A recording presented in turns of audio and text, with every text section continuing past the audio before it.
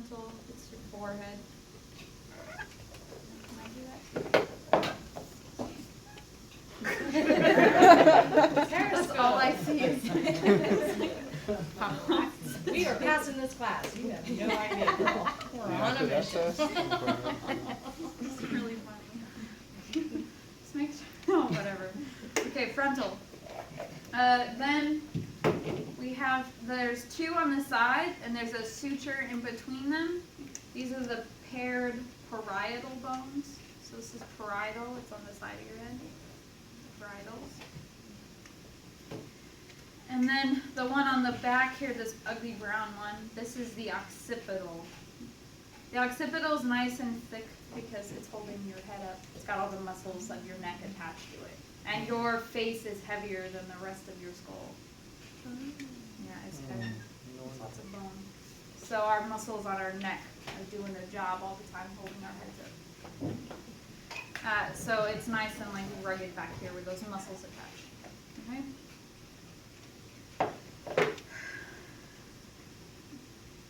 Then on the side, this bright pink one, this is the temporal.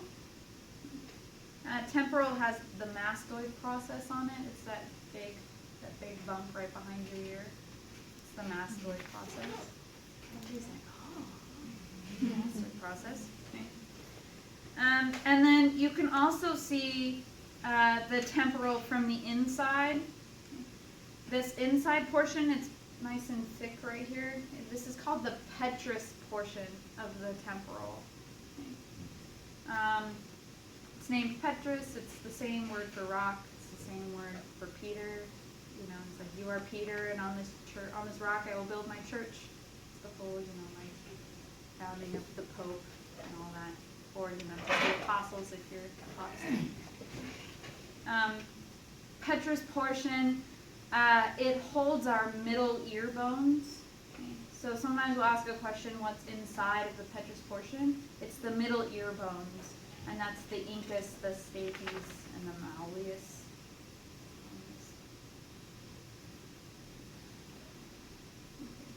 So that's temporal.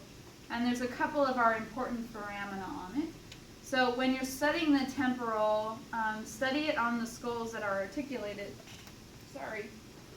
But then also grab one of these disarticulated ones and see if you can identify stuff on the temporal by itself. Okay? Because the temporal by itself could appear on the test. So I don't want you to be like, I don't know, what is this? Okay. All right. Temporal. Okay. Then the front here, this one is called the maxilla. It's actually a paired bone, so it's split right in the middle here. So we have the maxilla. The maxilla also forms the very bottom of the eye orbit. So if you could stick your finger right inside here, you'd be sitting it on top of your maxilla. Okay. Then on the side, these guys used to be yellow. This is the zygomatic bone. Zygomatic is your cheekbones, all of this right here. Like, wow, nice cheekbones. You can really just say, wow, she has a real nice zygomatic. None of you will say that. But maybe somebody will. You'll be like those anatomy nerds. This part going back, actually wait, no. This is zygomatic process. Never mind, forget it. So that's zygomatic. Zygomatic forms kind of a little bit more of the lateral side of your eye orbit. It's like this bottom side over here. Okay.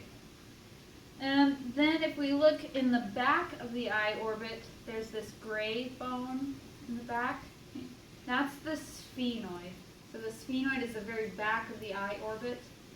And if you look inside of the skull, so here's frontal, here's occipital, here's part of parietal over here, here's temporal, and then all of this right here is sphenoid. Sphenoid has a lot of the important stuff on it. A lot of the foramina and holes that cranial nerves go through are on the sphenoid. So the sphenoid is another one that you want to learn in a skull that's articulated, and you want to take a look at the disarticulated sphenoid. It looks like a bat or like a creepy owl, and there's one of them flying out of everybody's faces, staring at you. So sphenoid, another really important one. We can see sphenoid from the inside. We can also see it in the lateral view. So this part that we see right here, this is greater wing of the sphenoid. When you start learning sphenoid, this is greater wing. If we look inside, there's this portion up here. This is lesser wing of the sphenoid. And I won't remember, but superior orbital fissure runs between the lesser wing and the greater wing. So it's like a gap in between them. Superior orbital fissure is one of our important ones. There's 4 things that go through it. So we can see sphenoid here. We can see sphenoid from the lateral view. We can see it in the eye orbit. And then we can also see it from the inferior view. Okay.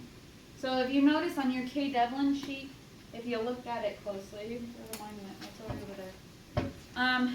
You'll notice that some of the structures repeat.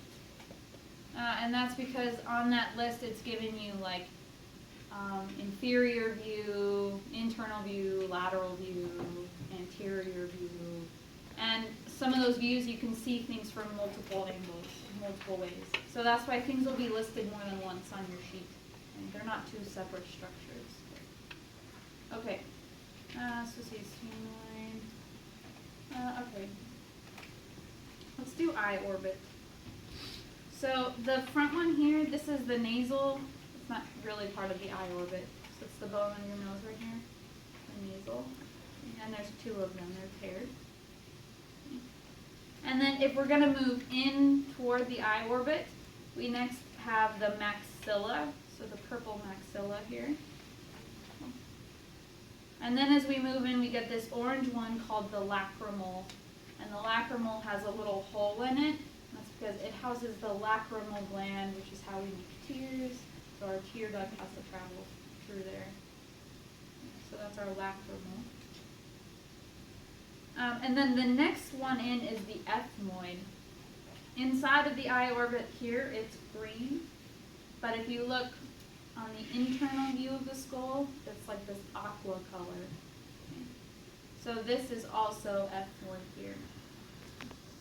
And ethmoid has another one of our important ones. It has the cribriform plate on it. So, the cribriform plate, yeah.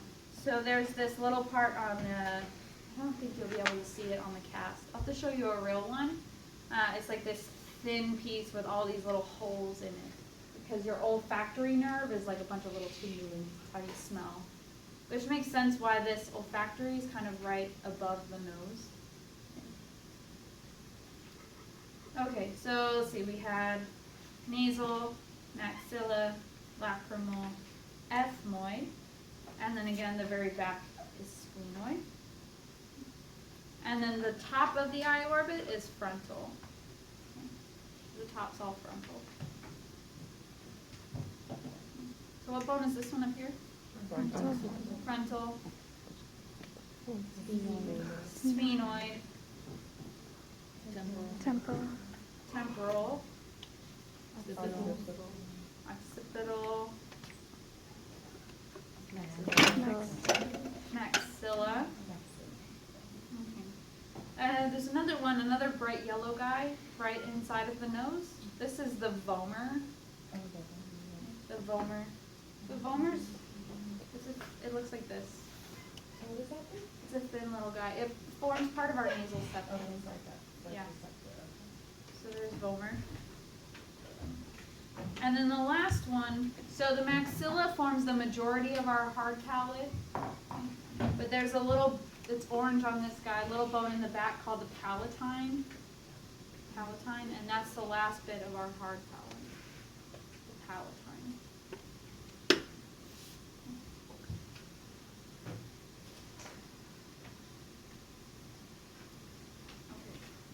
I think that is all of them. That's all the bones of the skull.